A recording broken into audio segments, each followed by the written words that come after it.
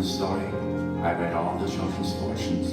I felt their hopes, thoughts, and dreams, knowing they would board the doomed roller coaster, and I told them nothing. I even suggested they ride the cyclone. So tonight, my apology, my eulogy and wave concert, the final concert of the now deceased St. Cassian Chamber Choir. Then of course they closed the mine, the town was broke by 99, they closed the public school and city hall. The smart ones all packed up and went, why say if you can't pay the rent, a greeter at the mega shopping mall. It's a fact, just another tragic fact. We will never leave this town at all.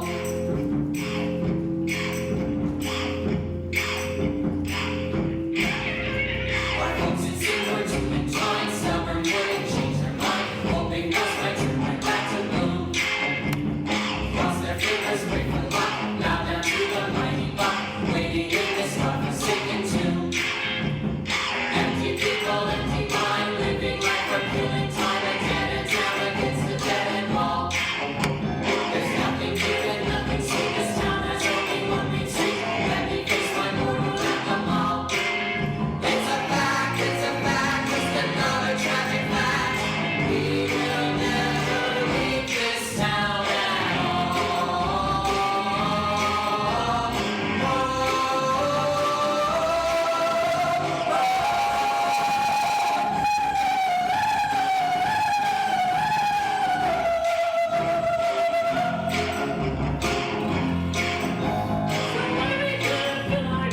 Big plans for the getaway.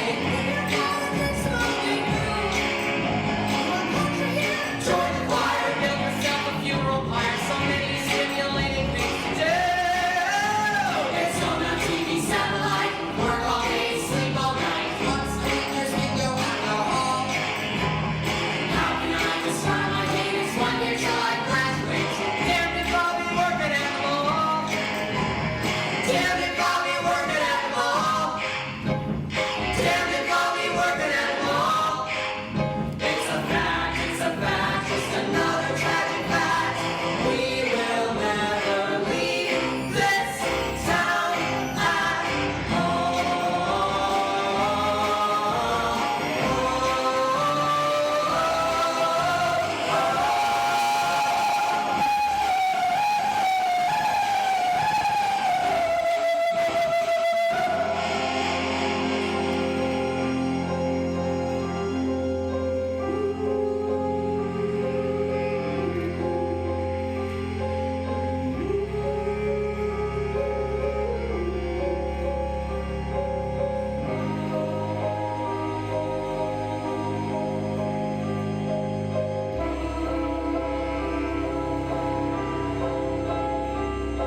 Jane Doe is what the coroner said. They found my body, not my head.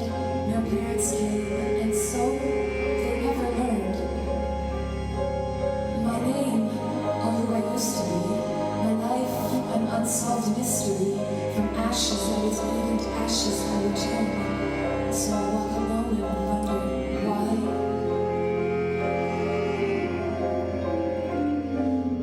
Why?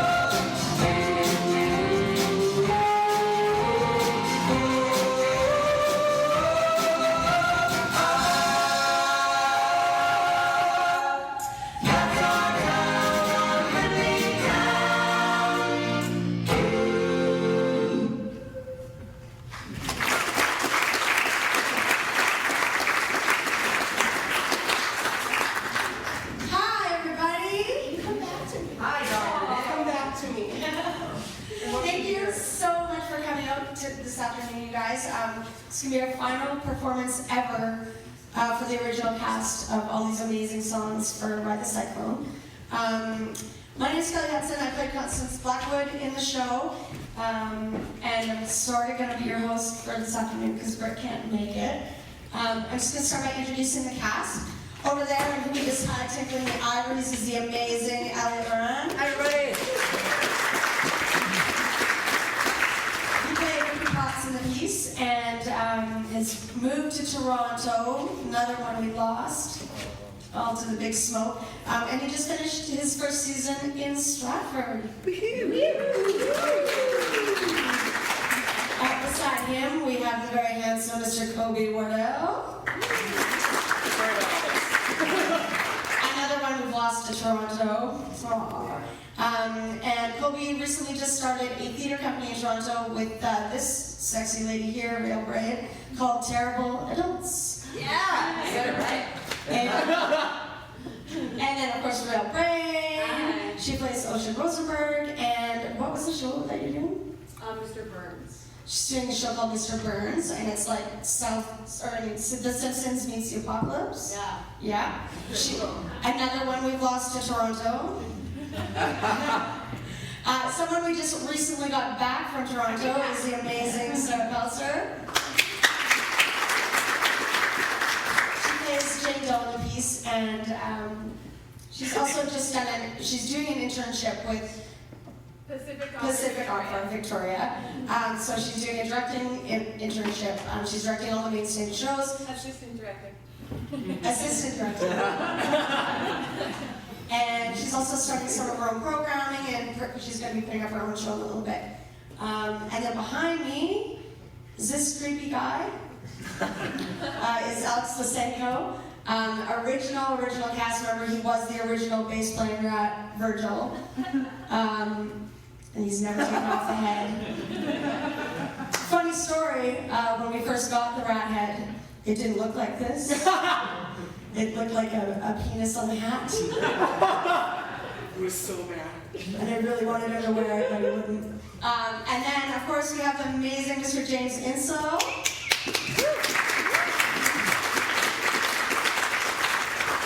James was one of the designers with us from the very beginning. He's designed every... Make that penis hat, though. He did not make the penis hat. He designed Karnak and built Karnak with Hank Pine. And as well, he also came on tour with us and puppeteered it. And he's going to be coming back later to sing some songs with us as well. And the last person I would like to introduce, certainly not the least, is the co-creator of Ride the Cyclone.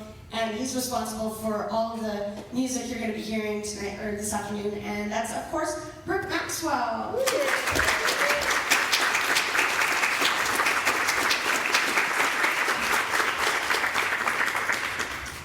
And yeah, so we're all just, it's going to be very casual. We're going to tell you a little bit about our characters, sing some songs. And the first one we have up is, of course, Kobe Wardell, who played Noel Gruber. And he's going to sing a little song for you and tell you about his character. Just gonna fix this mic. Set up Kelly for last night. I always put it down for her so that when she gets to her monologue, it's slow, she doesn't bring it back up for me. I love her. Okay, so I played Noel Gruber, who was the only gay in his high school in this small town Uranium, which probably, I imagine, had like 300 people. So as you can assume, he was a little isolated. He expected that when he came out to his family that everyone would just like throw fits and have terrible times and the entire town would try and run him out like he was like a Frankenstein or something. He really wanted that. But in reality, people just kind of every once in a while gave him side-eye, which really upset him because he wanted to live this very like tragic life. I started every show with a joke. Being the only gay man in a small rural high school is kind of like having a laptop in the Stone Age. I mean, sure, you can have one, but there's nowhere to plug it in. It was great to start and get a laugh out of everybody right away, although for the first probably 2 times that we did the show, I understood like the cadence of a joke, and I got that it was a joke, and that I was opening with a joke, but I didn't actually understand what the joke meant. And like one time I was doing the show and I just said it and I was like, oh. So yeah, it didn't really change because I understood the cadence, but it was interesting to actually understand the joke for once. Anyway, yeah, so I'm really cold. I don't know if you guys are cold, so let's warm it up in here. Oh, that's nice. Fine. In my life, I was Noel Gruber, who worked at Taco Bell in Uranium City, Saskatchewan. But, in my heart, I played a different role. I was Monique Chabot in post-war France. A hooker with a heart of black charcoal. I write poems to burn by firelight, drink champagne and guzzle gin. Good girls call me the town bicycle. Don't knock it till you try my life a sin. Oh, Clark, my pimp nose never mess with me. The last prick did that faded quick to black. I have no idea where to find him, officers. But if you do, please mention that I'd like to have returned the pretty knife that I stuck 10 times in his back.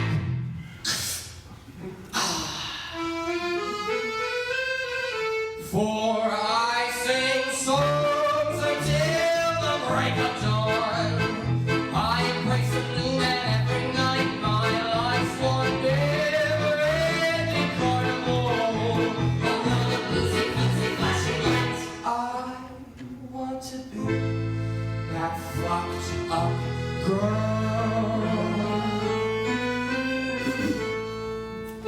So right here, the person who played Misha would I go to the dance. I would light a cigarette, and then I put it out. He'd offer me a rose, and I'd touch it, and it'd prick my finger, and then he'd kiss the blood away, and I'd slap him across the face, and it would turn us on so much. And then we'd tango. He said, I think I'm in love with you. I've heard that lie a million times before. Oh, tonight I give in to the fantasy. Take love when you can, when you're a whore. Surprise, I end up with his bloody kid. She cries and cries and cries and leaves me numb. The gypsies offered me a pretty price. No doubt now she's a whore, just like her mom. Mama. For I sing songs until the break of dawn. I embrace a new man every night. My life's one never-ending carnival. A world of music, music, flashing lights. I want to be that fucked up girl.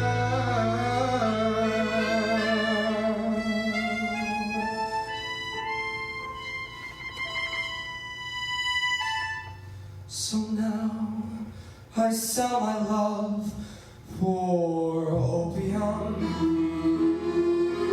in some rat-infested Chinese dye, and then I burn myself with cigarettes just to somehow prove I'm still alive.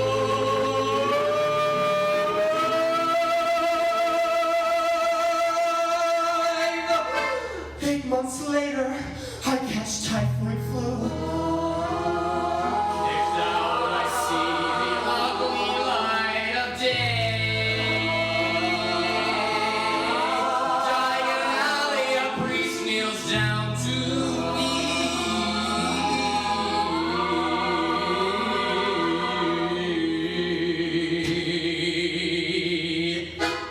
My child, do you have any final words for the Lord you'd like to say? We tell him that like him, I choose to burn out rather than fade away.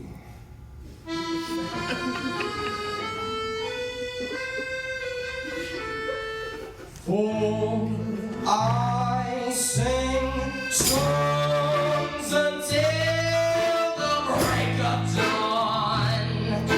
I embrace a new man every night. My life's one never-ending carnival. A world of boozy, floozy, flashing light. For I sing songs until the break of dawn.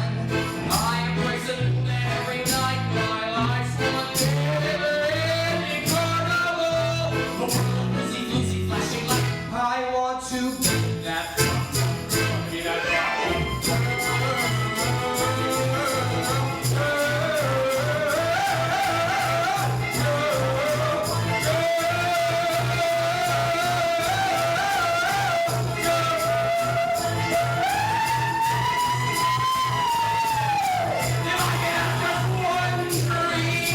I need that fucked up girl.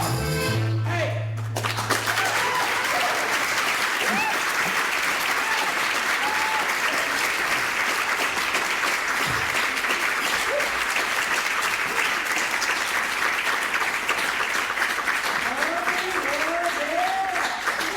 Oh, this is the saddest thing ever. I know. How many of you seen Ride the Cyclone before? Awesome. How many haven't? All right. So, in case you didn't get it, he was pretending to be a whore. I should say that, right? It's too immaculate, I should say that. But he used to actually strip out of his clothing, and underneath would be wearing sexy lingerie and fishnets. And I gotta tell you, this guy has way better legs than any of the ladies in the cast. And he had to wear these huge high heel shoes, and he could walk in them way better than any of us. It's like second nature. Yeah. I put them on and it was like, oh yes, I understand this. Actually, one time Rihanna and we went shopping to go get this stuff, and we went to like the Bay, and we were in the Bay and we were like trying things on, and I was like, I'm doing this for a part, so I'm gonna have to try on some of the lingerie. Yeah, that was the story.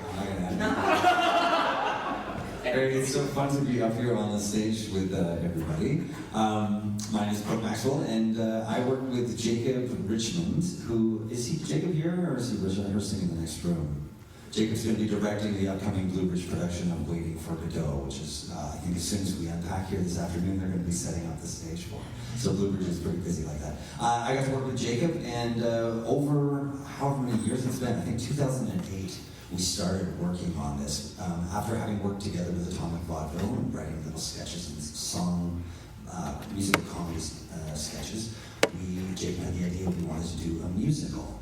And so we'd never written a musical before, we'd just done little sketches, and Jacob is a bit of a madman, and he had a bunch of crazy ideas for these crazy characters. So we just started riffing on the characters, and I think that was one of the...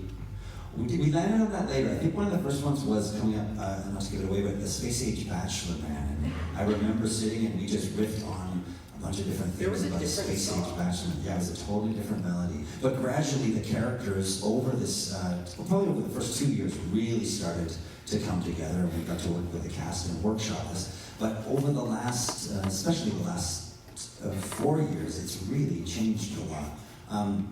It started with the idea, of course, of Karnak bringing the kids back to life. The kids died in a roller coaster called the Cyclone, and they were advertised in the press as being our lost angels. They were basically turned into a headline or a soundbite, as those of you who work in media might know, often happens. And so Jacob had an issue with that in his heart of hearts. These unique characters, these unique individuals. So the point of the play initially was to explore almost like the individuality and uniqueness in contrast to the way we had of just simplifying things. Karnak was the voice of that and wanting to give these teens an opportunity to come forth in the afterlife or the in-between life and tell their stories in song, maybe expressing who they really were in life. Like Noel never actually, he was, one of my favorite lines in the play was, the introduction of Noel was he was a gay novelist who never had sex or wrote a novel. I thought that was just really beautiful. So this gave him an opportunity to sort of live that dramatic life as well as express his inner being. And I think that's sort of similar with the flow with a lot of the characters. And the Karnak was happy. He was sort of like the benevolent, omniscient fellow who had the power to bring them back. And then he also knew that his own death was forthcoming. He could tell the ability to read when people would die, with Virgil eating through the power cord, which would happen in approximately 90 minutes, obviously at the end of the show. And Virgil would eat through the cord, the light would go out, or they'd sing their final song, and the light would go out, and that was it. We worked on that version, tightening it and tightening it and tightening it. It had 8 characters, it was now 6 characters. There was one of the women was East Indian. No, now she's Icelandic. No, now we have a Ukrainian rapper. Just like moving around all the pieces of wanting to represent different cultures and different perspectives and different characters. So we ended up with this super tight snowball of a piece that we got to take to the Summer Works Festival in Toronto, the Summer Works Festival of New Works, which was a fantastic opportunity that Atomic Vaudeville hustled and fundraised, and the board of Atomic Vaudeville made that possible, and we got a great response there. And the great response, unfortunately, also was an indicator of more changes to come. The great response got us a Globe and Mail review that really made a difference in our next leg of touring, as well as got us into some other different theaters, as well as got us the attention of a local Toronto producer named Maurice Burchard, and quickly soon after, the attention of a New York Broadway producer named Kevin McCullum. And we didn't really know who Kevin was at first, but as we learned a little bit more, we definitely had more and more respect for his idiosyncrasies. He's a fairly well-known producer in Broadway who produced Rent, Avenue Q, In the Heights, Motown the Musical, working right together with Barry Gordy, and most recently The Last Ship, which is the musical that Sting did. So Kevin had some advice for us, and just with a track record like that, when Kevin speaks, we learn to listen. So he suggested some changes for the piece. I'll talk more about those later. I think I said that for now. Yeah. Great. Our next piece we have is Ocean, an ocean character, which is Riel Brave, has played so wonderfully. We've had so many different versions of an ocean song. You can So hear it if you want, yeah. Yeah, we've had like 5 different versions of this song, I think. The one I'm about to sing is my favorite one.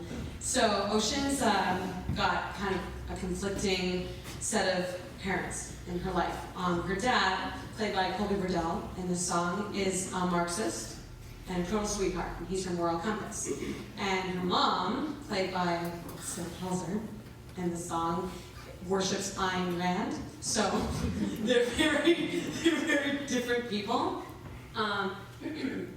And Ocean has found, with her various accomplishments at school, that her mom's advice tends to get her through the most. She tends to accomplish more. She listens to her mom. So this song takes place, Ocean's on the debate team, and she's been on a losing streak following her dad's advice, so she has a moral conundrum.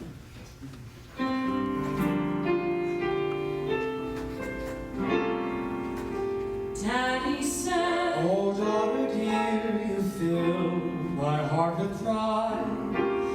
Your words so pure, your mama strong. The truth was on your side. But Daddy, dear, they cleaned our clock.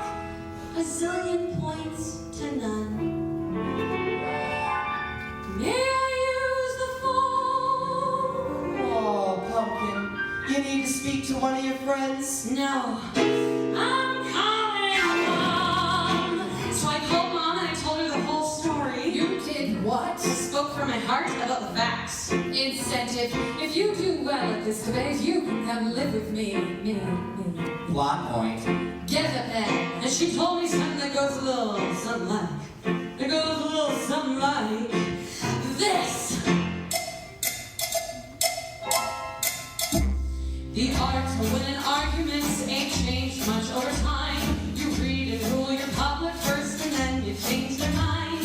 If the judge looks like a hippie, your foes are right-wing nuts. If the judge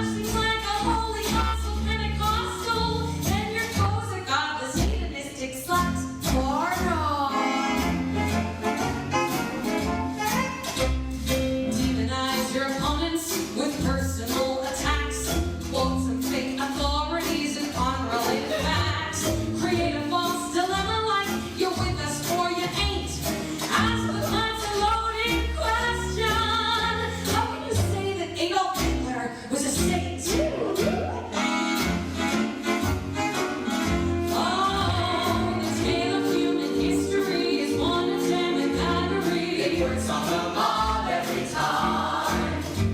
This candy-coated recipe of black and white morality. That's how we like our slime.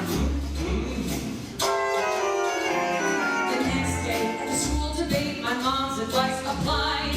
We were like Marine Corps, stealing cookies from girl guides. The judge gave us a standing O. He broke down and cried. And the winner of your radio station today, Miss Rosenberg. And that other one. Yeah, we won by a freaking landslide. Look, I got a trophy. Yeah, not touching the break. In this world, there's just one sin. Don't play the game unless you play to win.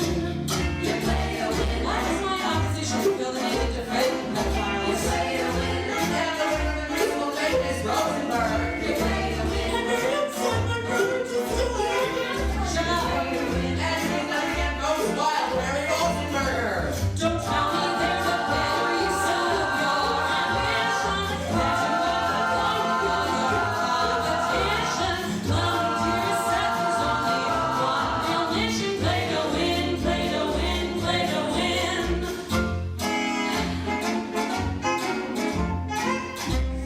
Dad was there and so was Mom for the national debate. But where were my opponents? They were half an hour late. And then this kid rolls in with a wheelchair and begs us to forgive. He needed an emergency blood transfusion. Turns out he only had 3 weeks left to live.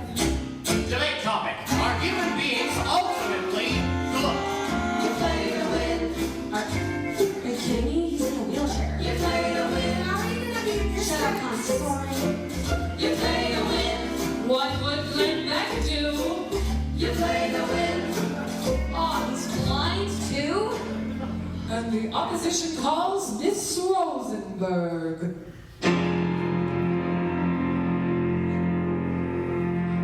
My heart began to flutter. Tears welled in my eyes when I looked unto my father as he hung his head and sighed. And then I saw an angel in blinding lights and stars, with a hammer and a sickle. It was a winged Karl Marx. And he said, child, heaven's our song, and everything is free. I've been palling around with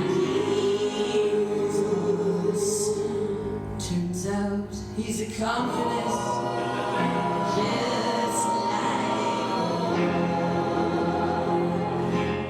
And we got something to tell you. Tell us, comrade. And we got something to sing to you. Sing it, comrade. And you wanna hear it? Yeah. You feel the spirit? Yeah. You hear it 2 times. Yeah, yeah.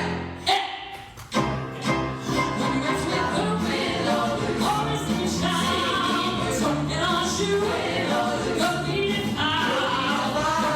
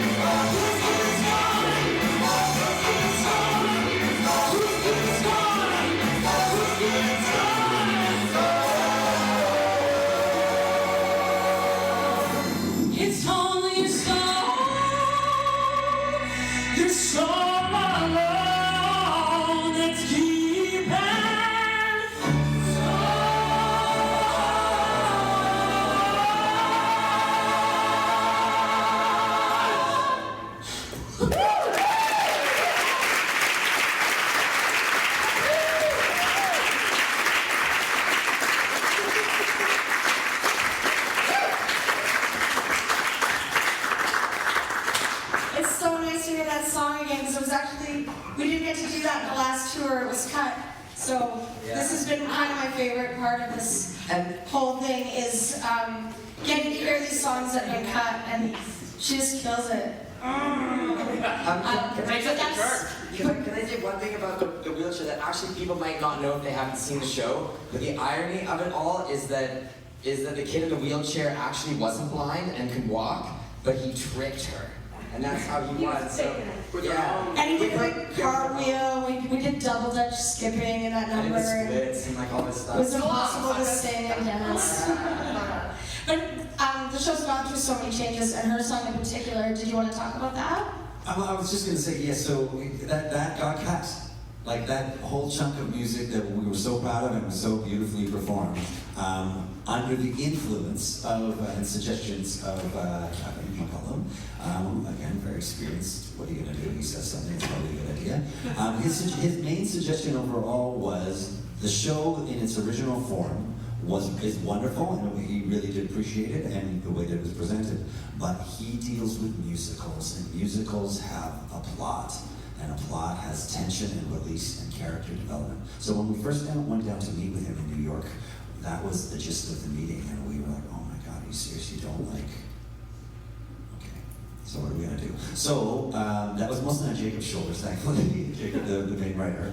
And he went away and chain smoked and stayed up late at night and wrote and rewrote and wrote and rewrote and worked in a plot. And I think the way he worked it in was absolutely beautiful. The new story was kids down on a roller coaster, Karnak brings them back, but one of them gets to go back to life. So now there's an element of a contest here. Karnak has turned it into something like Hunger Games meets American Idol. So, Ocean, being the type A personality of wanting to succeed, and she was straight A's and she tried really hard. You know, she's that part of us, or maybe people that you know, who have a sense of, not exactly entitlement, but hard work pays off, basically. That was her moral.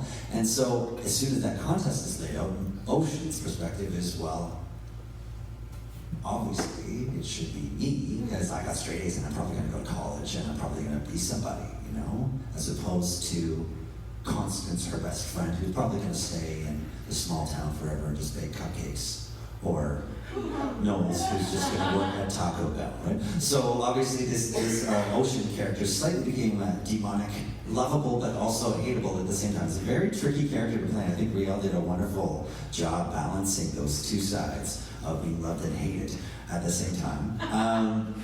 And then in terms of plot development, Ocean, of course, she can't stay like that forever. So she arrived at the point of her own self-reflection and hearing the stories and the songs of the other kids, realizing that she shouldn't be the one that should go back.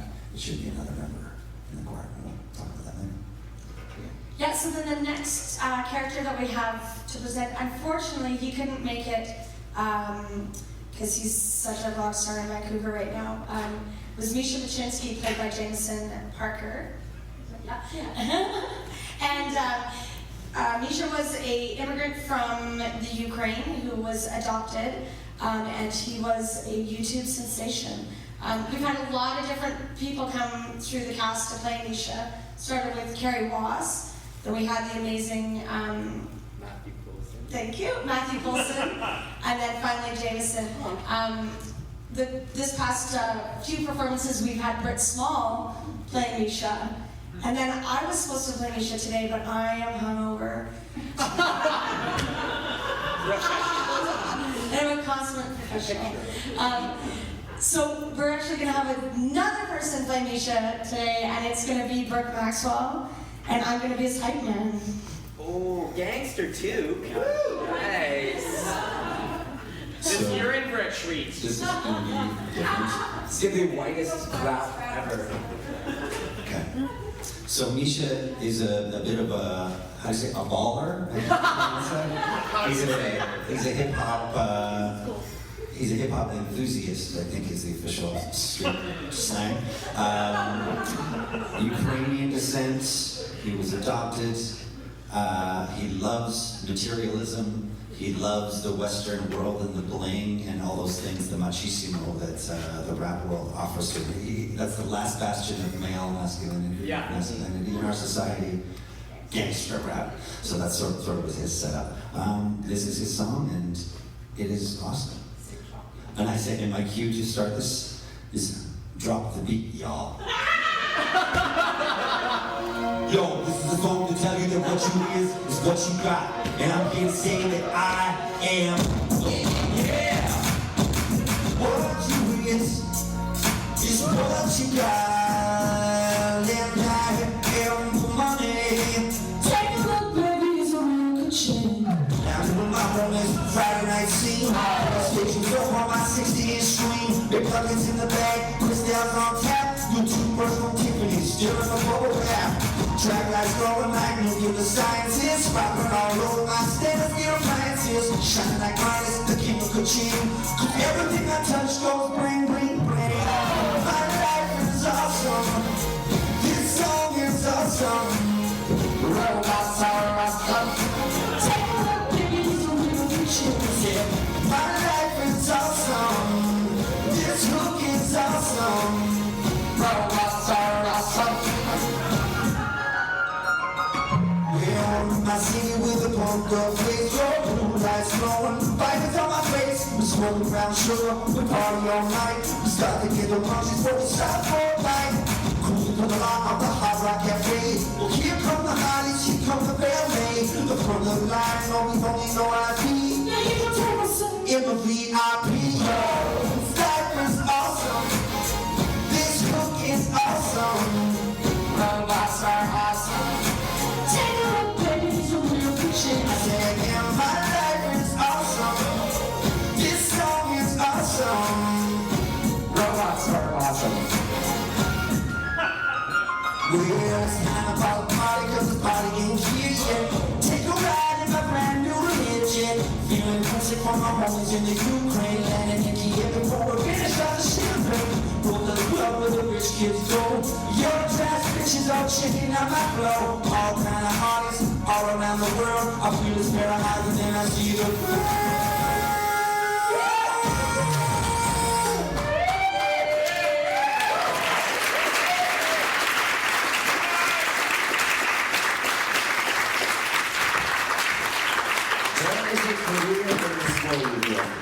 There's definitely a rapper career in it.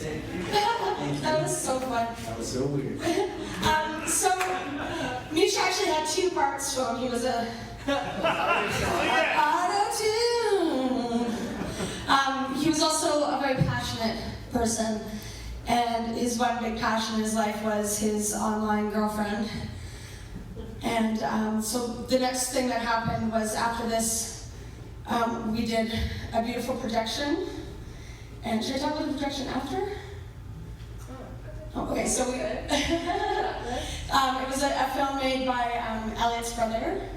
And in the family. Keeping in the family. It stars Celine Stubble as his girlfriend. And basically what we did on the stage was we had a big white piece of fabric, we had white skirts on, and we did projections of her all over, and kind of like through the projection and focused it on different areas on the stage and made it seem like their wedding. So this is sort of their wedding song. And right now I'd like to invite Mr. James Inso. And he's gonna be like our, what are we up to, like 10 Mishas now? It's gonna be our 10th Misha. Yeah, and this is to sing his love song to Talia. Thanks, Kelly. You're welcome. Hello, everybody. Hi. So this is a love song, and I hope you enjoy. Happy post-Valentine's Day. Her name is Natalia Barushka Bolensky.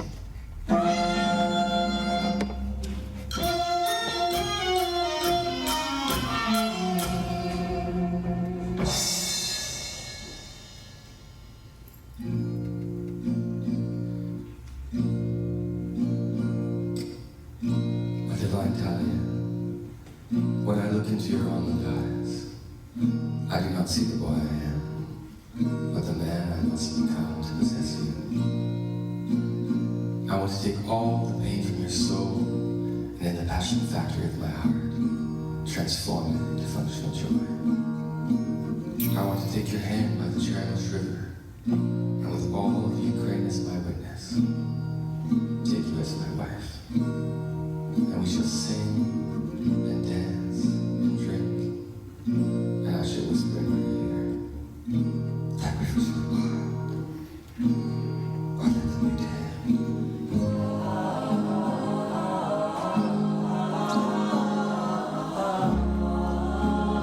My divine Italian, I lay my masculinity at the altar of your neighborhood.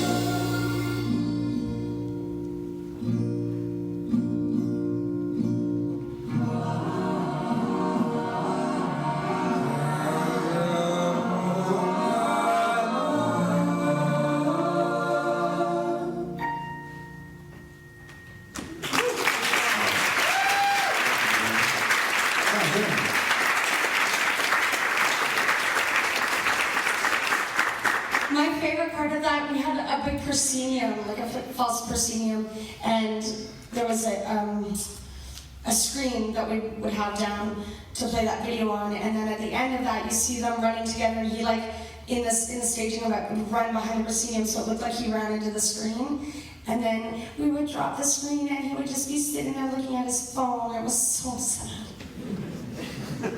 That's how we watched the video. Yeah. Aw. We're never getting married. So that was the love song that we were working towards. In almost every version of the show, we've tried to have a love song, as every musical does, like the love interest, the love song. And I think the first version, we had 2 extra characters, or there were 8 kids who died on the roller coaster initially, and the function of number 7 and 8. Sounds so impersonal. It was almost that impersonal though. They were the lovers. They were basically that's it. They were the lovers. So we wrote a song for them.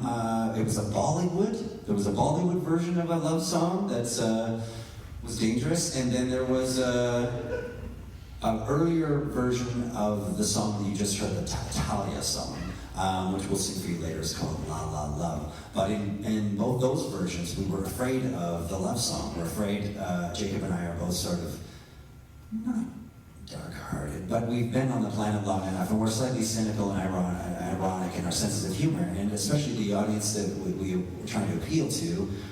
It's a complicated nut to crack, because if you give them emotion straight on, there's a little bit of like, oh God, are you going to try and sell me something of a Hallmark card or something like that? So anyways, we wanted to hit those sentiments, but we didn't have the skills as lyric writers to write the most beautiful words, so we settled with la la, la la, la la la la la la la, and we all the heavy lifting went to the beautiful staging and the beautiful singing, so yeah, it worked, I think. One of the songs that we did have in an early version was called Small Things Become Big Things, which is the next song we're going to sing for you. Again, this was used, when was this one used? This was?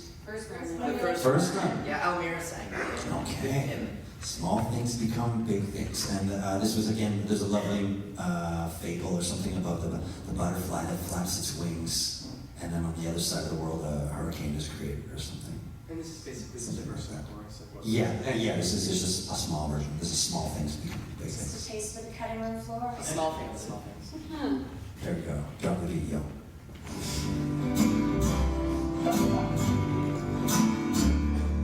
A butterfly can flap its wings, unknowingly created.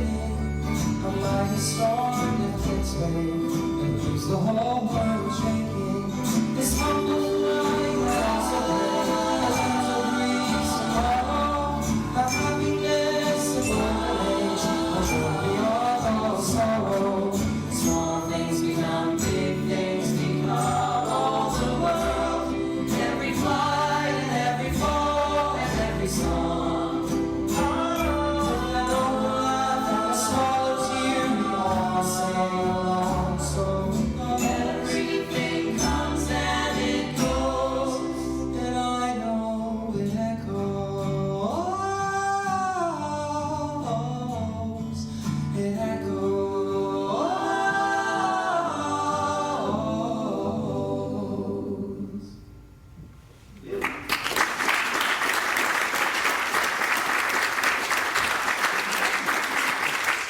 I'm just going to say something that's sort of off, not really related to anything, except I'm looking and I'm seeing like a whole bunch of young people in the front row that I think I recognize some of them from CCPA. And we just wanted to say that we had never written a musical before, Jacob and I. You guys were just out of school, right? Most of Except for me, I except was well old. But also, with a song like Vaudeville had been around, so there was a scene going. You've But always looked young. we got motivated and we pushed and we failed a lot. Like we wrote, there's a lot of songs that are terrible. Like you'll never hear again unless you steal my computer. I don't know. We just kept going and kept going. And I think we both, everybody held on to the idea that in order to get to the goal, we just had to create and create and create and create. And we definitely did. And then we honed it down and created some more and polished it. So, I mean, we didn't know what we were doing, and we still are definitely learning and being guided by this, but it's an amazing process in a community like this with so much talent around and so much support for the theater. That's what made it possible, right? So, thank you as an audience and amazing schools that we have around here and the talent that is attracted to it. So. Also, to mention in the front row is Kieran McMillan, who joined us when the show developed and we actually got a band.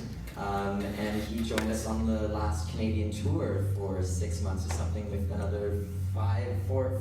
Three. Oh, right, there's four altogether. And they were all only 18. You're dressed as rats. Yeah. It was a wonderful time. They learned a lot about life.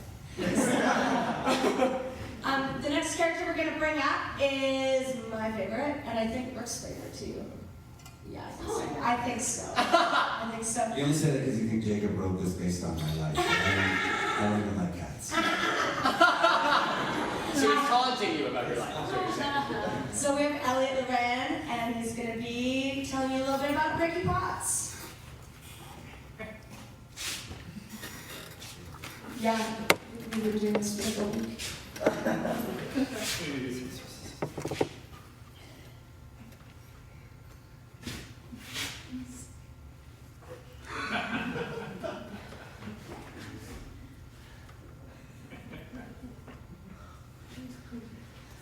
Once I saw a homeless person eat a raccoon. Elliot, since you're having some trouble shedding your character, why don't you tell us something about him? Oh, okay. Lo, I am a rival prophet from the Zolarian star cluster, supreme leader of all those evolved from cats. Yeah. I'm just explaining! Bachelor man.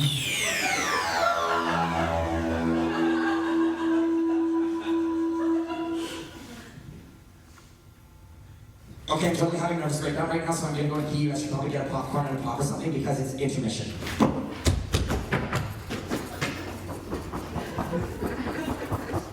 Oh, intermission.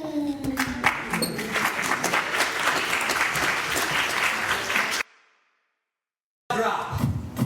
I'm just a swinging. Bachelor man.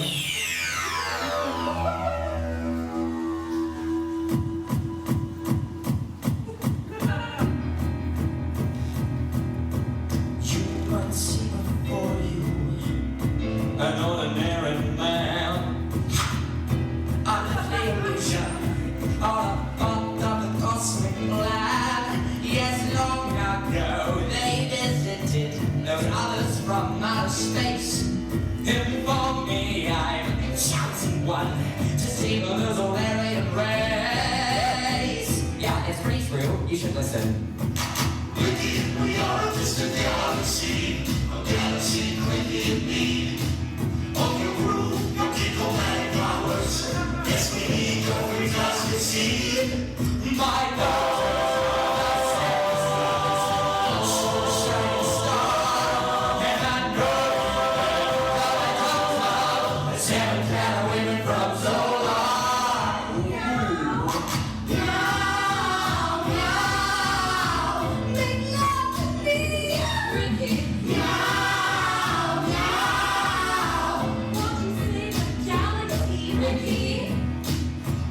What did you do in my face? A mere mortal man.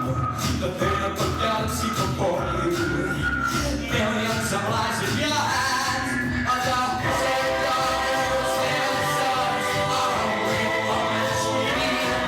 You never saw nothing in Zolarian history. Just a swinging space Bachelor man. Let's dance, kids.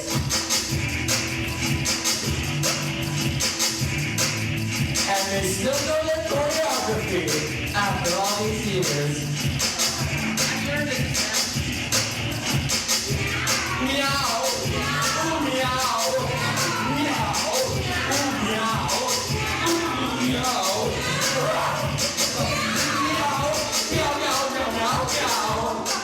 Yeah, it gets pretty weird now.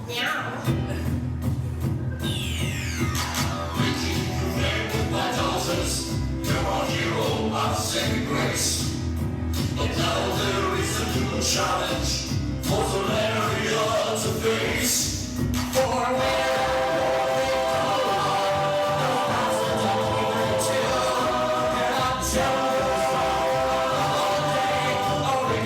what should we do?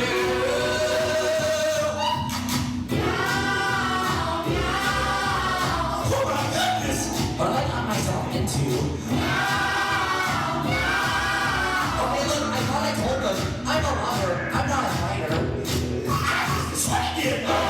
Space Bachelor man. And so I told them. I said, I am just a man, a space age man. That's all I am. I wanna hold your hands, touch me, all your hands, while we make love tonight. Oh, I have no desire to hold the reality of the holy clouds is enough for me. Maybe keep the world in zero gravity. Yeah.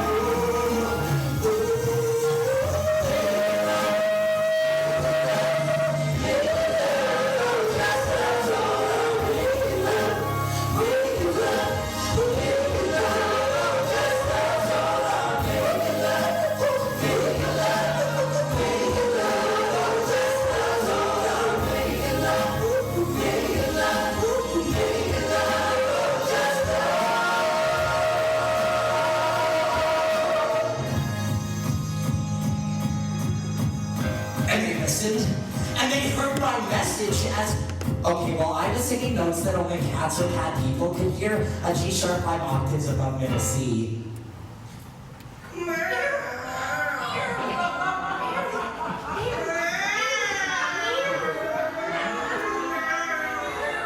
Spray. Incredible. Peace was restored. I guess that's what happens. What do you singing? Singing! But you're a man. At the moon of solar, and it all just seems so clear. I would the tear up from my eye and lay the mouse of man holding dear.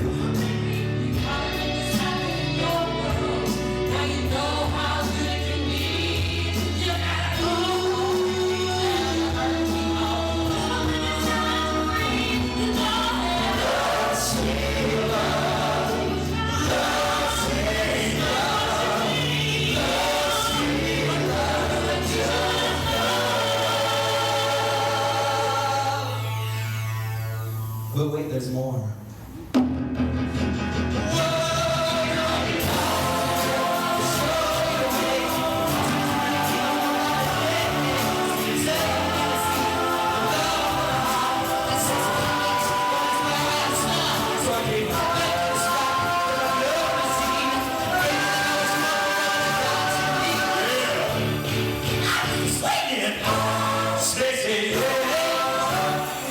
Welcome to Bachelor Man.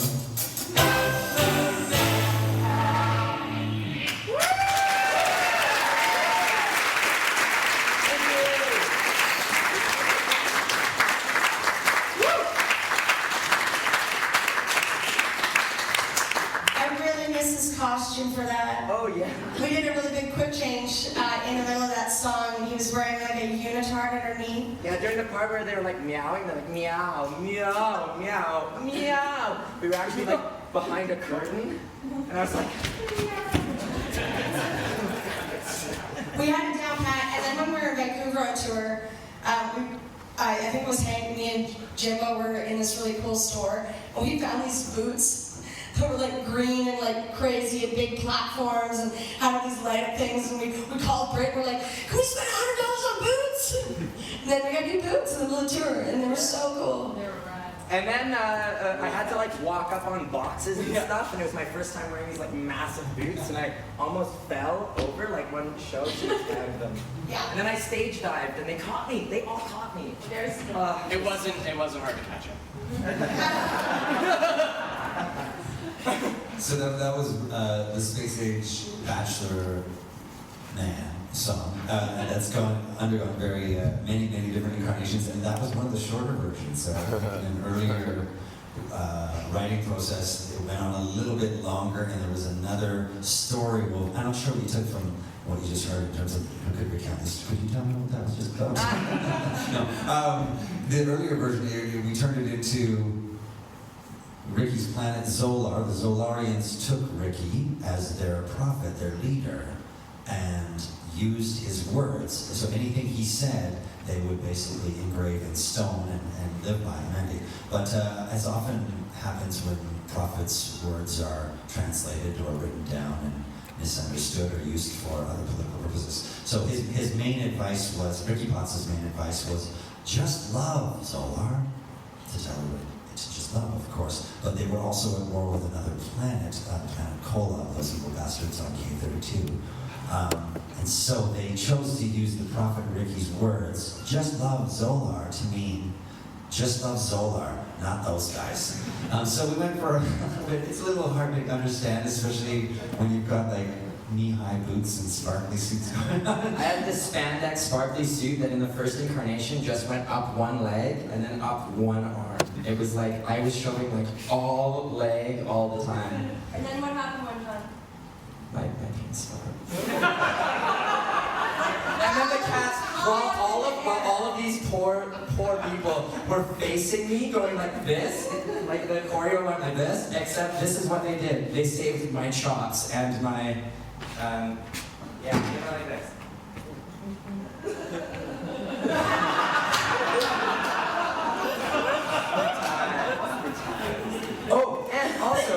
piece of trivia, there's a chair in the theater somewhere that is dedicated to Ricky Potts, that broke it. Yes. You say you can Told find you it. he was your favorite. No, I just.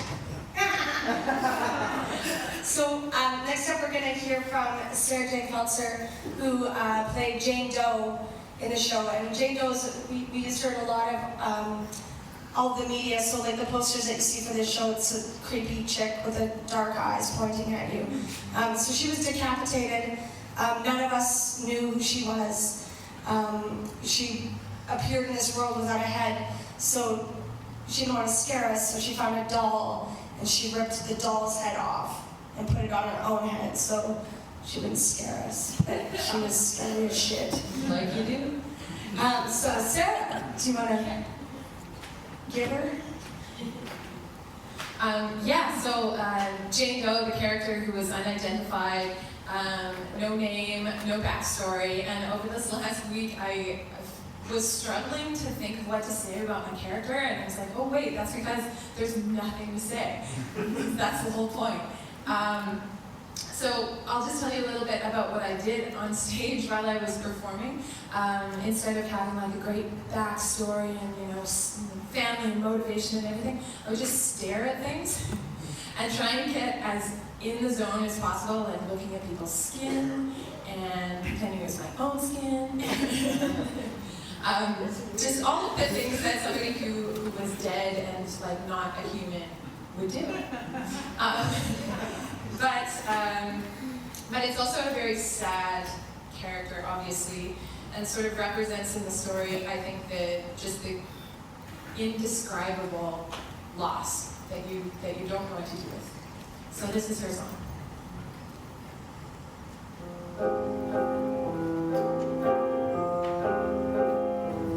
Some say we're released, pushing daisies deceased, and at the end of the day we're just dead.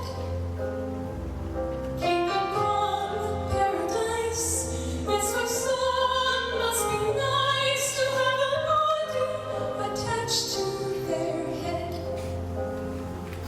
Not for me, not for me, not for me,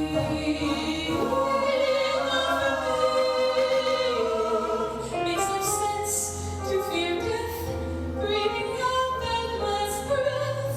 For we all know the worms must be fed. There's just one lingering fear. Oh, my soul is here, or is it rotting somewhere with my head? Oh, my soul, oh, my soul, oh, my soul,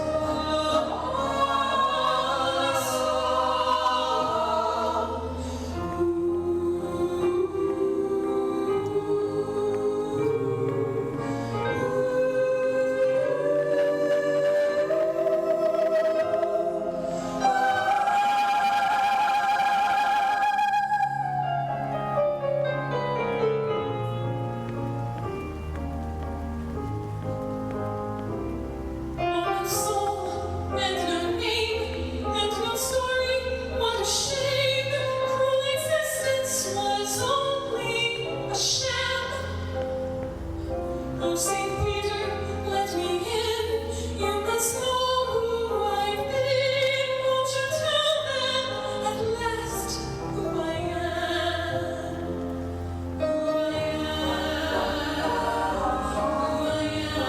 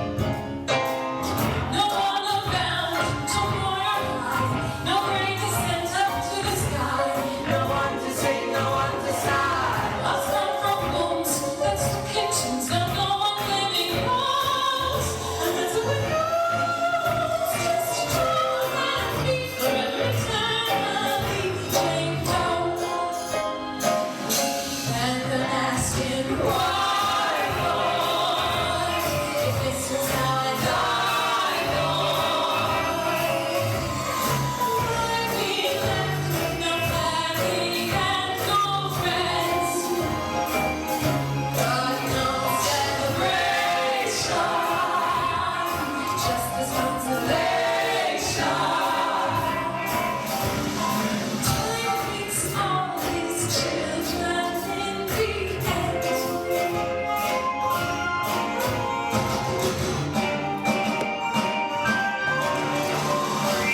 A melody floats through the air.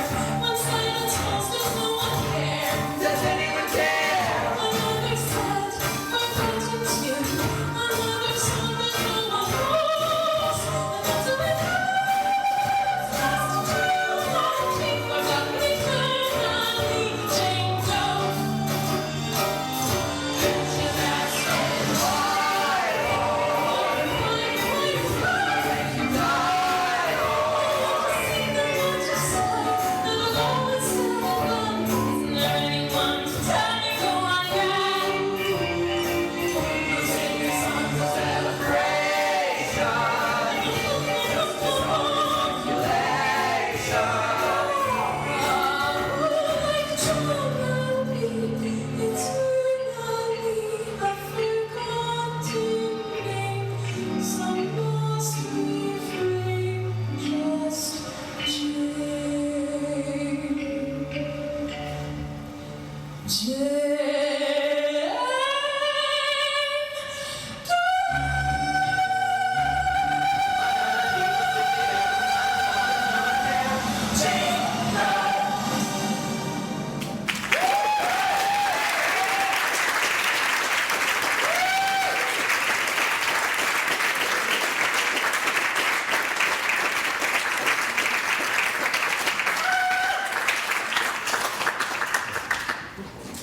All right, so you get a sense of the spookiness that is Jane and the lostness that is Jane. So I'll just continue that story I was talking about in terms of the plot, where in the later version of the show, we had Ocean now thinking that it should be her who should go back because she's straight A's and going to college, etc., and her life had meaning and will continue to have value. But towards the end, guess what? She realizes the saddest character of them all is Jane Doe, of course. And all the kids, despite the fact that they did die at a young age, they did have 17 years of life on this planet, and they have those memories that they've carried with them and those experiences that they cherish. But the saddest creature, of course, is Jane, who doesn't have any of that. So Ocean passes on her own chance to go back and gives it to Jane. And it's beautiful. It's absolutely beautiful. Oh, I just got an email. I don't know. Thanks. I just got an email. With my computer. From the afterlife? Yeah. Maybe turn the water off. So, what happened in well, we'll come up to the last time. I won't write in terms of the staging. We should talk about the earlier version of that show and some of the staging that happened, and even that version of the song. Initially, you heard in that second half, it was kind of this swingy, stompy, very New Orleans-influenced funeral march. So in our earlier versions, we staged the full funeral march where we had not only a Jane Doe, but we had a John Doe figure involved, and Elliot had his jacket up, or a jacket specially made over his head, so he looked like another. So there were these two headless creatures dancing together. I mean, obviously. And then it was sort of a funeral march with, I think they carried John Doe in, and then he danced around. It was really cool in the choreo because they both were headless. They had a lot of like missing each other. Right. So they would go to like try and be in love, but they wouldn't know where the other one was, and so they would just kind of go to the other ends of the stage. It was really beautiful. Beautiful, weird, and sad. Incredible. And then everybody else who had a head had a hat choreographer. Is that correct? That's like New Orleans. We were really rubbing it in by being like, look. You don't. Anyway, so that was amazing. But again, through the course of the show, as we formed it, we realized that however lovely that was, what we wanted to reflect more in the song was the fairground, the carnival, where the kids died, and Jane Doe would almost be not exactly the spirit of the fairground, but she had a certain supernatural power. And because of some of the amazing props and things that were made, we created a fairground type environment where there was like umbrellas. There was like one big, like a very big, like a patio umbrella that all had is it LED lights or some sort of lights attached to it that spun really slowly like a merry-go-round with the characters on the end of each one. And so they were like riding on the horses. That was incredible. And then we had that was a walking sticks that I remember BL moving like this. So they're that, what's that? Yeah. It's all The salt and pepper shaker with these sticks. And then we had, the Ferris wheel. It's like open up the umbrella and it had all the lights this way, then it spins slowly and looked like a Ferris wheel, like in the distance. And then we had the roller coaster. And we had the Jameson roller and I coaster. did with these globes, these orbs, and we'd run around the stage. It sounds like it's kind of also informed a lot of like what you guys have done now with the new beginning, right? for sure, setting it in the carnival. Carnival Yeah. aspect of it. Remembering that was initially where it was set too, right? Right going back to that. So yeah, so it's gone through these kind of changes, but always we think moving forward. But again, in the creative process, you don't know which way is forward. So Yeah. just hopefully it's right. Anyways, it was pretty magical. There was some pretty amazing things came out of that, even if they end up getting cut, right? They were incredible. Look, we're gonna bring the balls up. Yeah, a wonderful human and also the co-set designer, builder, Mr. Hank Pine's going to come up. He was also the original Virgil. Well, not the original, sorry. He played Virgil on tour with us. And then we're also going to bring up Kieran McMillan. He was one of our beautiful little rats in the rat band. One of our little he wore the dress. He's not little though. I know he's pretty buff actually. Yeah. He actually just Oh, don't crush me. He just finished Spring Awakening in Smithers. Cool. And then now it's my turn. So I play a character named Constance Blackwood, who was the nicest girl in town. Yeah, that's me, nicest girl in town.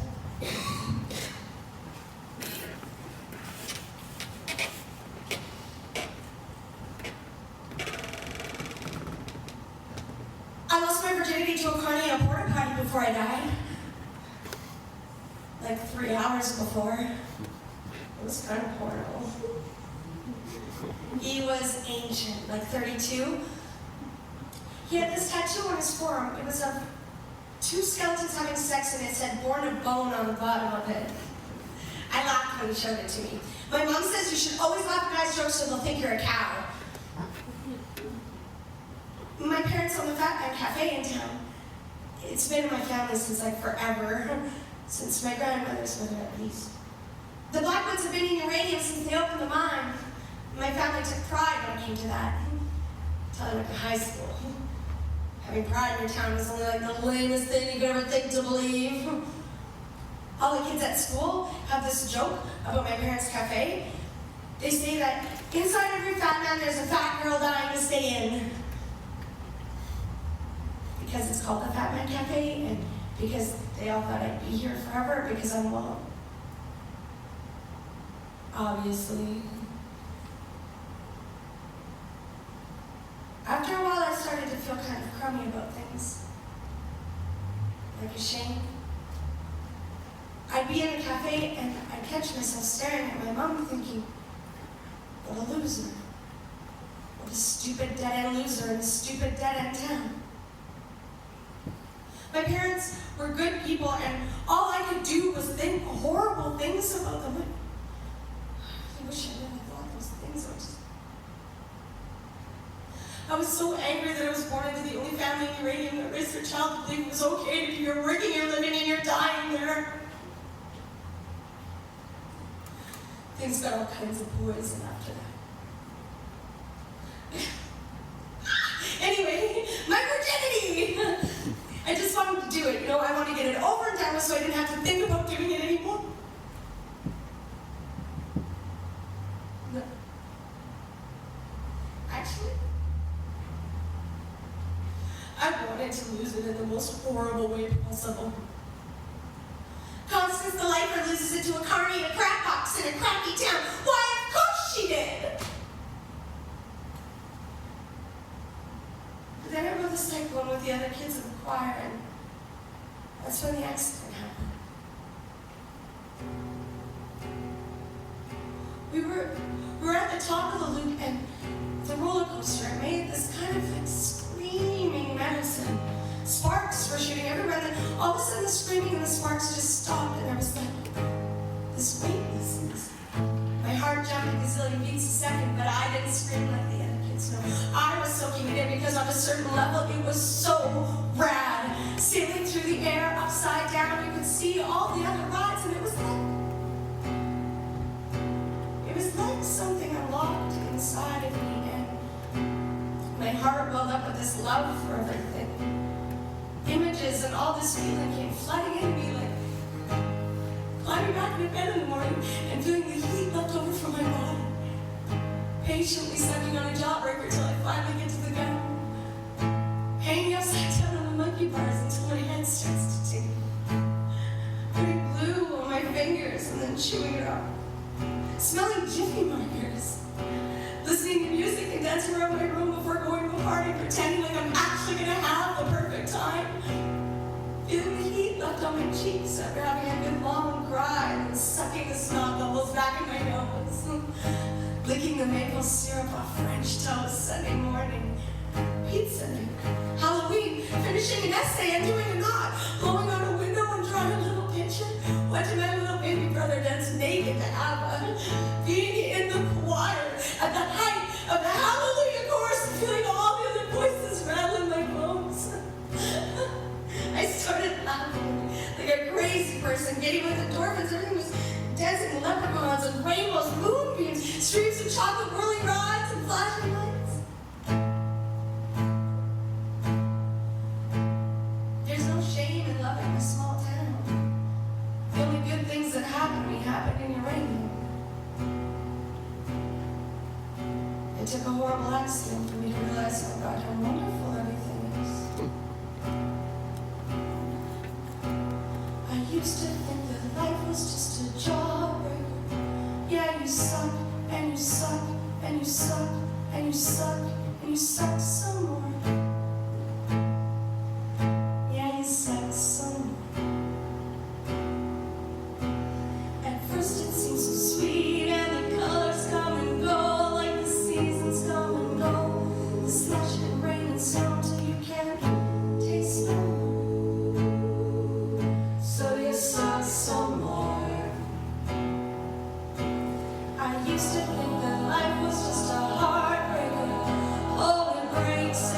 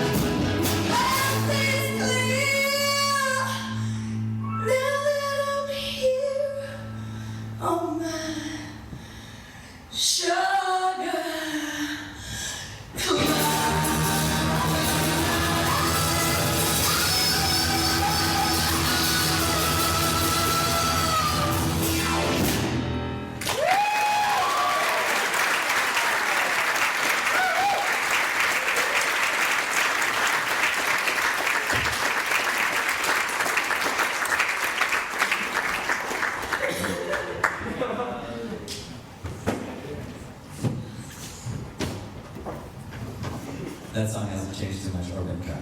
No, awesome, awesome, great job. Cookies and some lemonade. Oh, that's Can we right. just sing that really short right now? There used to be a teddy bear. There used to be a teddy bear, and then I came out in a teddy bear suit and did like a flip, and then like all this stuff. Cookies and some lemonade. In the very first version, I think that's what it was. And it I think was first two. after the Jawbreaker. It went to Toronto. Really? Yeah, it went to Toronto, and then they. So I don't know if you piece this basic story together. So she's up there singing this tragic monologue about her life, and then out of nowhere jumps Carrie Wass in a bear suit. Or was it with you? And then I did it in Toronto. Yeah. Carrie did it first. Singing like "Don't Be Sad." Cookies and some lemonade. Let's have a party in the summer shade. No time for cloudy, no time to start. Everything is groovy when you open your heart. Ba ba ba ba ba ba ba ba ba ba. Life is just a teddy bear celebration.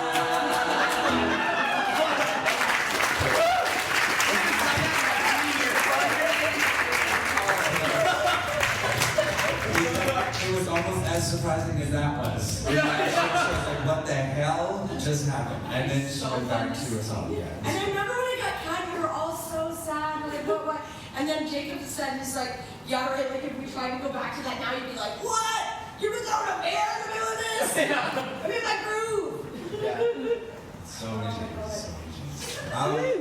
So I think I've explained basically the plot and the latest version. If anybody got to see it up at UVic, at the Phoenix, that was sort of like almost like the tadpole version where we had our first super strong version that hit Toronto and took the country by storm, and then we were encouraged to make these changes, cut some things, got the plot in and all that sort of thing. And we were at UVic, and it was sort of, the contest was evolving, performed at UVic. That was great, very challenging because integrating the new material and the old ideas and just sort of, stirring it around in there. And then we did a pretty hard workshop right after that. There was a song about Christmas in it. Oh, right, yeah. For the season's always Christmas. Right, so we had the rap band who were going to sing like yes. Anyways, we had to be there.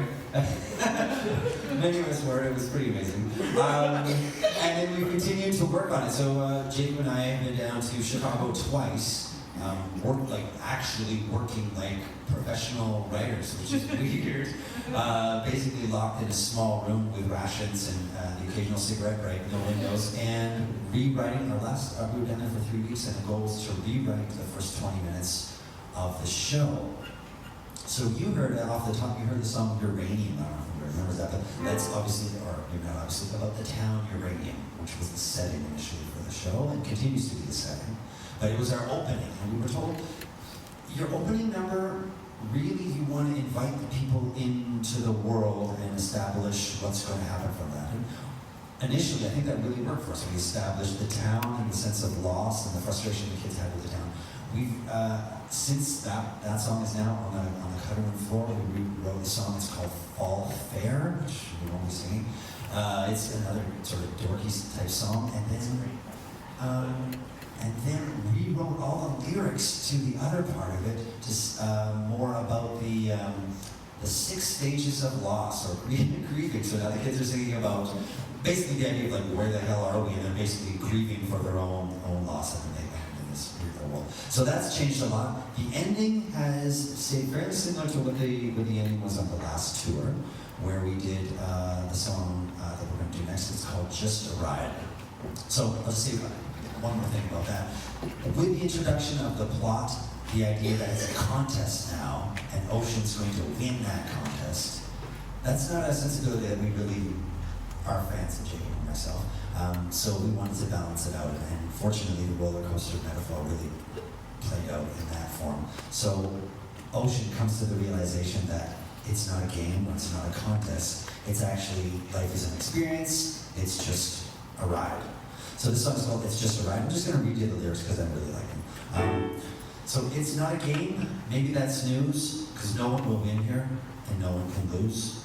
There's no one to measure our foolish pride, and no one keeps score of how hard we tried. This ride it has heartbreak, and this ride it has pain. There's all kinds of blue skies and no shortage of rain.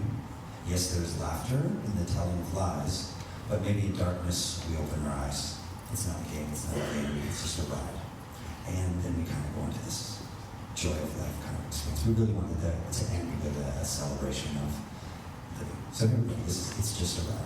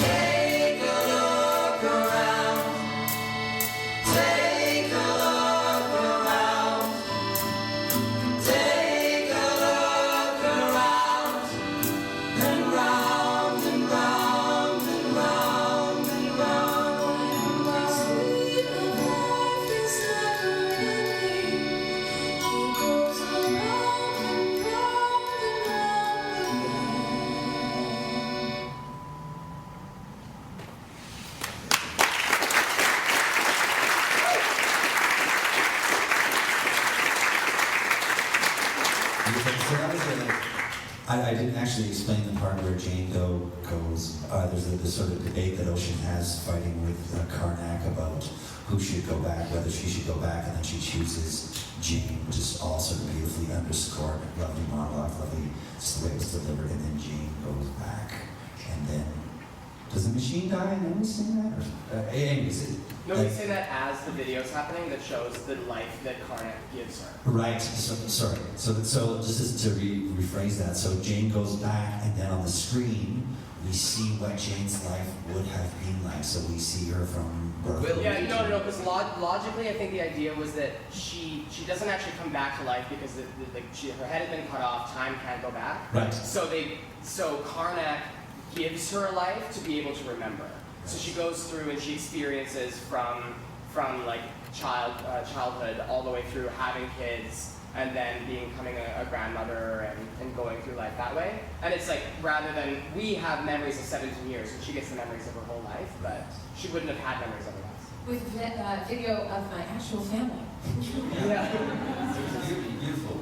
And also, you just got to stand there and watch the video every night, and like it would get me every time. I would start crying every single time, and you have to start singing, and you're just like, and also for those of you who maybe know about the history of Ride the Cyclone and the fact that it's a sequel to Legoland, which is Jacob Richmond's two-hander about these two kids, Penny Lamb and Ezra Lamb from Uranium City, Saskatchewan.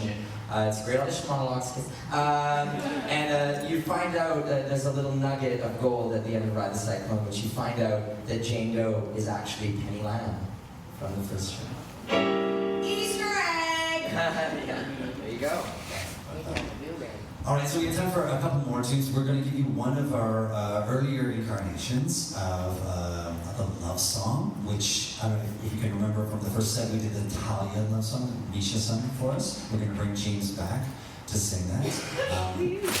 This is an earlier version. We were definitely, I was very Beatles influenced on this, so I'm trying to sound like I'm from, it was the hidden track from Revolver or Rubber Soul.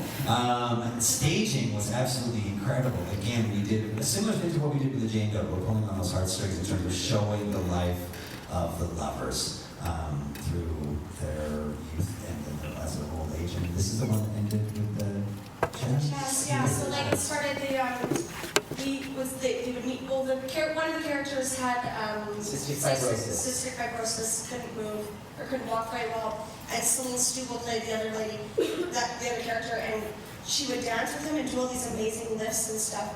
And then we would come in with little puppets and a wedding veil, and then the wedding veil turned into a baby, and then the baby turned into a shawl, and then it all ended with them getting old and playing chess together. It was, yeah, I just, like the whole last half of the show, I just cried. Drink a lot of water. Great, so this is La La, and again, we got away from writing any lyrics for this, so this is called La La Love. La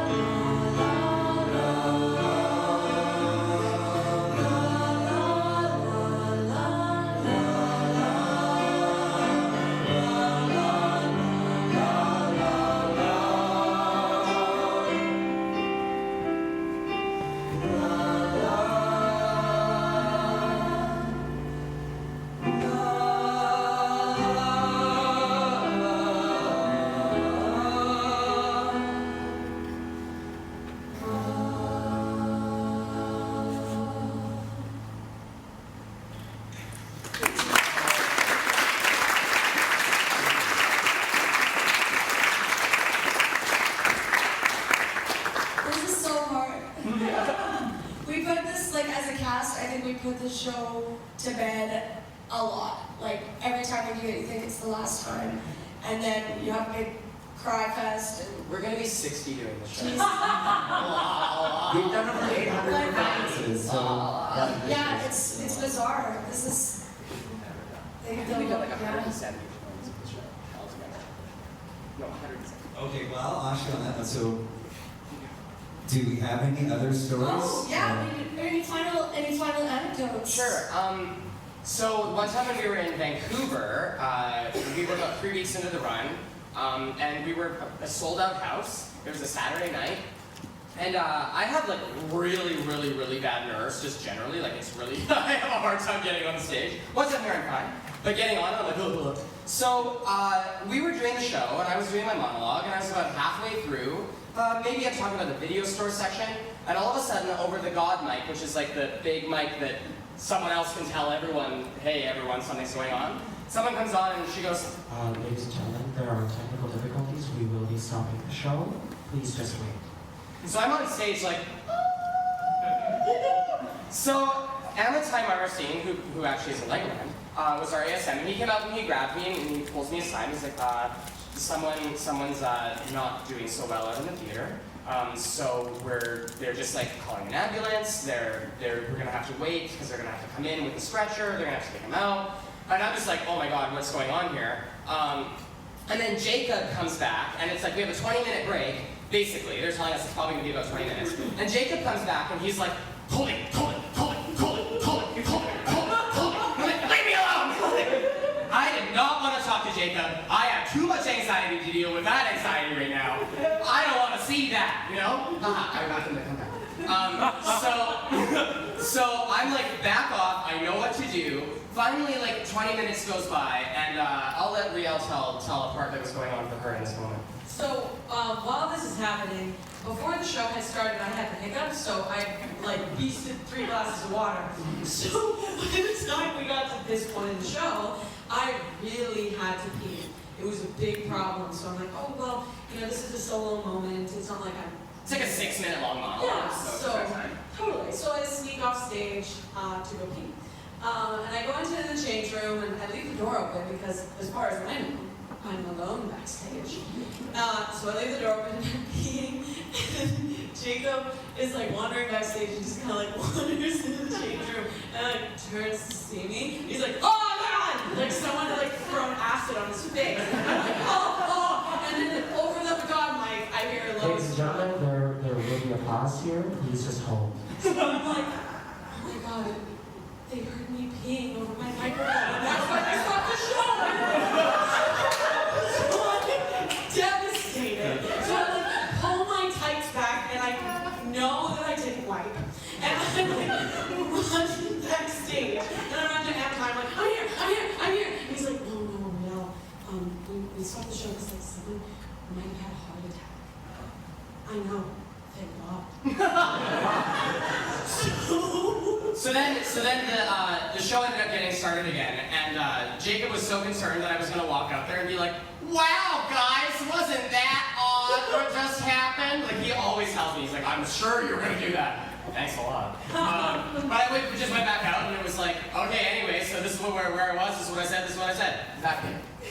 And the audience was like so gracious. Like I was so scared. Like my anxiety was like running crazy. But like the audience ultimately like they were so proud of the way everyone on stage had dealt with it. Like everyone came back out on stage. Everyone would have been able to deal with it in a great way. We all came back. The audience was like, good for you guys for continuing. Let's do the show.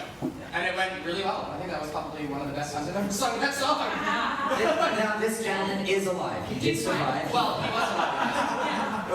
Anyway, he had the flu. It's totally fine. He actually wrote us a really lovely letter back to the theater saying how touched he was by the performance and his family. He threw up all over the row in front of him.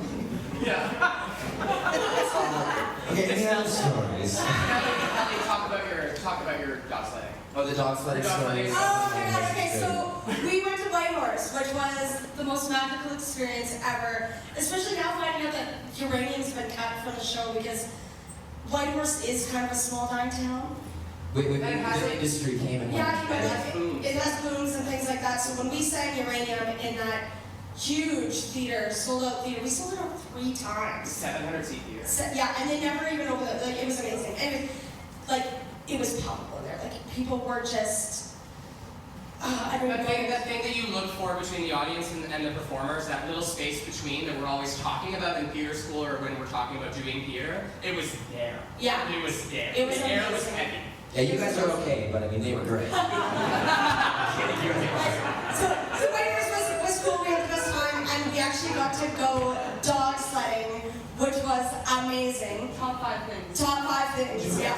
And I was scared shitless. I was so scared. There's all these. You walk up, you go to this place, and there's like hundreds of huskies, and they're just chomping at the bit to pull you on a sleigh, and they're barking, and so I was really scared. I said, "Could you give me like your slowest dogs?" And they're like, "Okay." So then they set me up, and I'm looking at these mangy mutts, they were the mangiest. And I get on, and they kind of look back, like, "Who is this fat old lady?"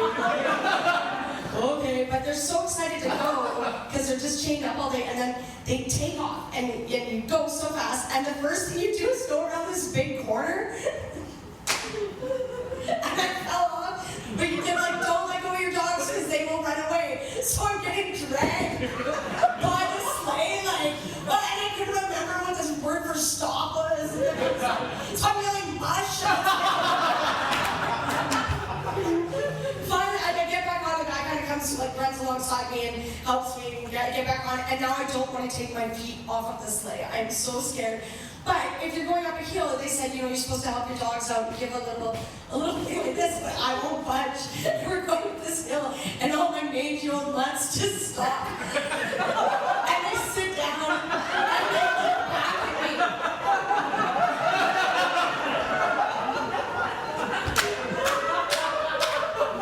Oh, it's so good. Oh my God, it was pretty funny. It was pretty funny. You never know where theater will take you. You never know. You could be dog sledding in Whitehorse.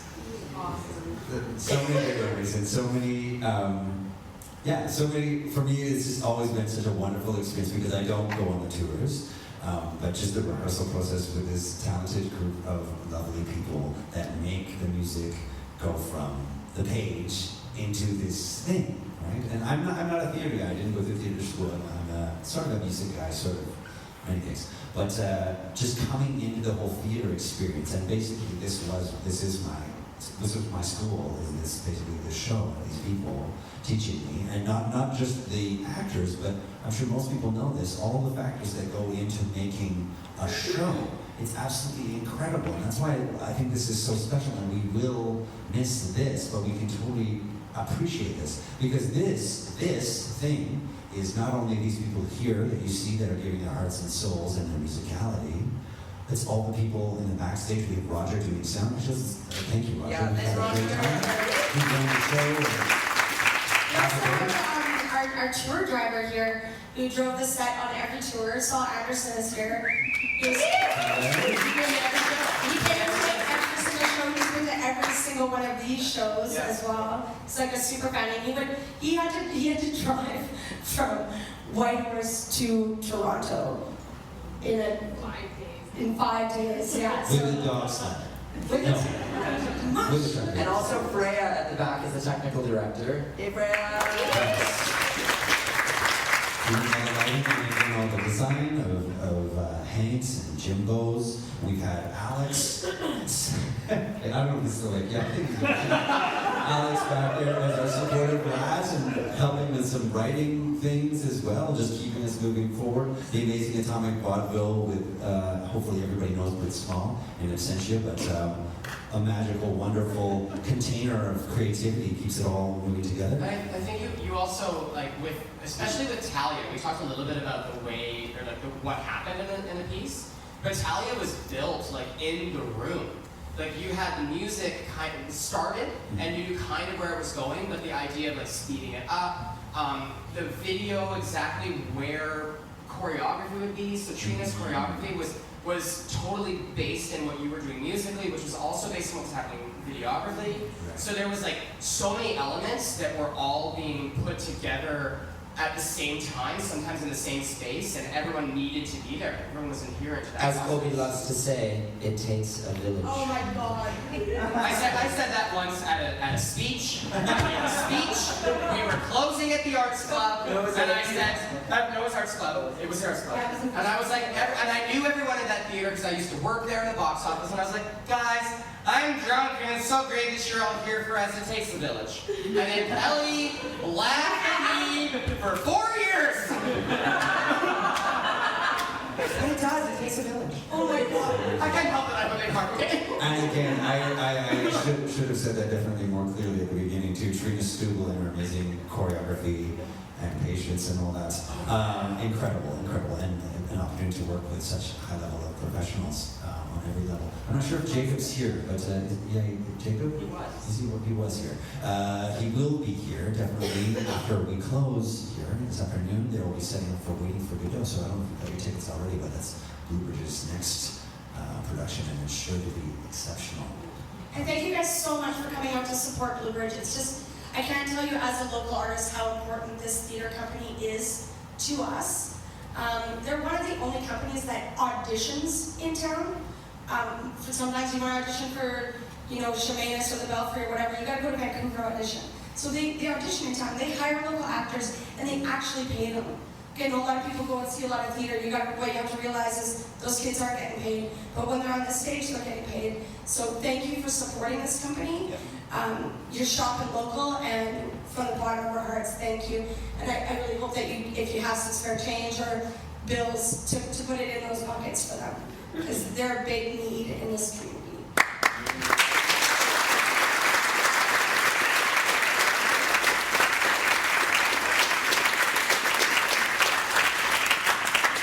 So I think it's time to, we'll wrap it up. And we're going to wrap it up with the way that we ended the earlier version. I think the super tight version that we did to Toronto. The best version. This was, we just call this the final Karnak, or Karnak's theme. And just picture the staging that happened in the show. Maybe some of you actually got to see and remember it. But it was the kids standing, and I think there was some boxes, so they were standing on different heights. And it looked like they were going down a roller coaster, is that right? Yeah, up actually, because our energy was up and we were ascending. Ascending on the roller coaster, and then a lovely spotlight on them as this music played. So here we go, this is Karnak's theme.